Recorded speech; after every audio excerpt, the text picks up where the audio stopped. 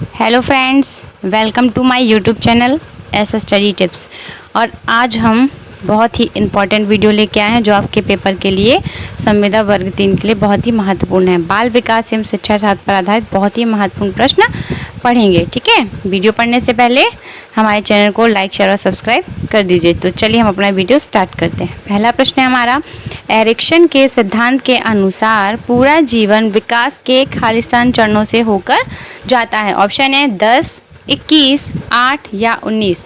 तो सभी जानते होंगे जो एरिक्सन ने सिद्धांत दिया था वह 8 चरणों से होकर जाता है। 8 अवस्थाएं इन्होंने बताई थी। ठीक है, अगला प्रश्न है, एक शिक्षक की सबसे महत्वपूर्ण चुनौती है विद्यार्थियों से उनका गृह कार्य करवाना, शिक्षण अधिगम प्रक्रिया को आनंदप्रद बनाना, कक्षा में अनुशासन बनाए रखना या प्रश्न पत्र तैयार करना। तो क्या है शिक्षक की सबसे बड़ी चुनौती?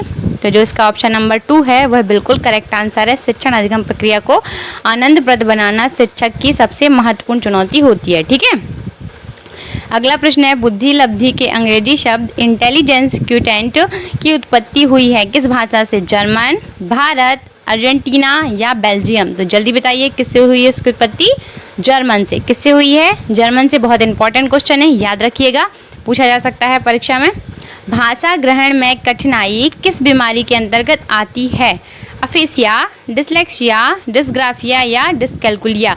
तो सभी जानते हैं डिसलेक्सिया पढ़ने संबंधी होती है, डिस्ग्राफिया लिखने संबंधी होती है, डिस्कैल्कुलिया गणित में त्रुटि संबंधी होती है और जो अफेसिया है वो भाषा ग्रहण में कठिनाई संबंधी बीमारी के अंतर्गत आती है। ऑप्शन नंबर ए बिल्कुल सही है। ठीक है, the right of children to free and compulsory education bill पारित किया गया था 4 अगस्त 2009, 1 अप्रैल 2010, 12 अगस्त 2005 या इनमें से कोई नहीं।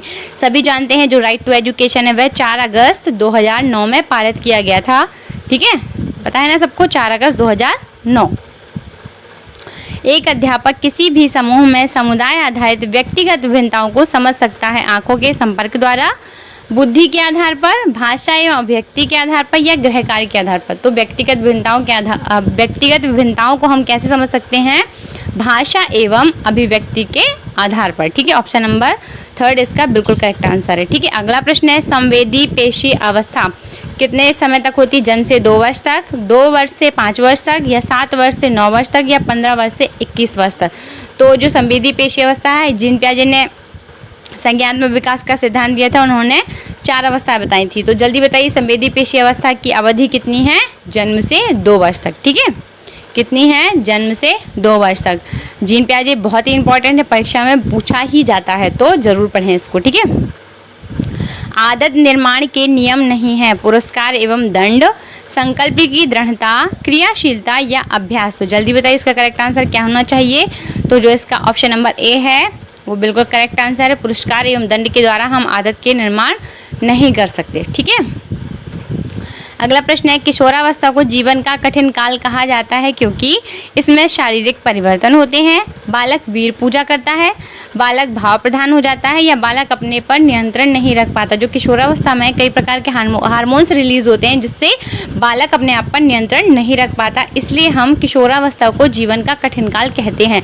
ऑप्शन नंबर डी बिल्कुल करेक्ट आंसर है। ठीक है, बढ़ते हैं अगले प्रश्न की तरफ। निम्न में से एक समायोजन की प्रत्यक्ष विधि नहीं है? प्रयासों की संख्या बढ़ाना, समझौतावादी उपाय अपनाना, सही चुनाव कर निर्णय लेना या प्रतिक्रिया निर्माण। तो जो समायोजन की प्रत्यक्ष विधि नहीं है वो है ऑप्शन नंबर कौन सा होना चाहिए? तो ऑप्शन नंबर डी इसका करेक्ट आंसर है, प्रतिक्रिया निर्माण समायोजन की प्रत्यक्ष विधि नहीं है। और ये हमारी वीडियो का आखिरी प्रश्न था। इसी के साथ हम अपना वीडियो क्लोज कर रहे हैं। यदि आपको हमारे प्रश्न अच्छे लगे हो तो वीडियो को लाइक, शेयर और सब्सक्राइब ज़रूर करें। आशा करते हैं ये प्रश्न आपके लिए महत्वपूर्ण होंगे और आप सभी लोगों का हमारा वीडियो देखने के लिए बहुत बहुत धन्यवाद। Thanks guys, thanks for watching this video. धन्यवाद।